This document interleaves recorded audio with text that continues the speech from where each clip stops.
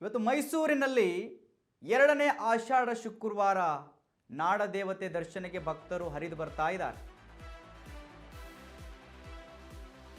ಇಂದು ಎರಡನೇ ಆಷಾಢ ಶುಕ್ರವಾರ ನಾಡದೇವತೆ ದರ್ಶನಕ್ಕೆ ಹರಿದು ಬರ್ತಾ ಇದ್ದಾರೆ ಭಕ್ತ ಸಾಗರ. ಮೈಸೂರು ಚಾಮುಂಡೇಶ್ವರಿ ದೇಗುಲದಲ್ಲಿ ವಿಶೇಷ ಪೂಜೆಯನ್ನು ಸಲ್ಲಿಸ್ತಾ ಇದ್ದಾರೆ ಭಕ್ತರು. ಆಷಾಢ ಶುಕ್ರವಾರ ಚಾಮುಂಡಿ ದೇವಿಗೆ ವಿಶೇಷ ಅಲಂಕಾರವನ್ನು ಮಾಡಲಾಗಿದೆ. ತಾಯಿ ಚಾಮುಂಡೇಶ್ವರಿ ಅಲಂಕೃತಗೊಂಡು ಕಂಗೊಳಿಸ್ತಾ ಇದ್ದಾಳೆ. ಇಂದು ತಾಯಿಗೆ ಕುಂಕುಮ ಅರ್ಚನೆ, ಸಪ್ತಶತಿ ಪಾರಾಯಣ ಮಾಡಲಾಗ್ತಾ ಇದೆ. ಸರದಿ ಸಾಲಿನಲ್ಲಿ ನಿಂತು ದೇವಿ ದರ್ಶನ ಪಡಿತಾ ಇದ್ದಾರೆ ಭಕ್ತರು. ಅಹಿತಕರ ಘಟನೆ ನಡೆಯದಂತೆ ಖಾಕಿ ಕಟ್ಟೆಚ್ಚರವನ್ನು ವಹಿಸಲಾಗಿದೆ. ಯಾಕಂತ ಹೇಳಿದ್ರೆ ಎರಡನೇ ಆಷಾಢ ಶುಕ್ರವಾರ ಭಕ್ತರು ಅಪಾರ ಸಂಖ್ಯೆಯಲ್ಲಿ ಚಾಮುಂಡೇಶ್ವರಿ ಬೆಟ್ಟಕ್ಕೆ ಭೇಟಿ ಕೊಡ್ತಾರೆ, ತಾಯಿಯ ದರ್ಶನವನ್ನು ಪಡಿತಾರೆ.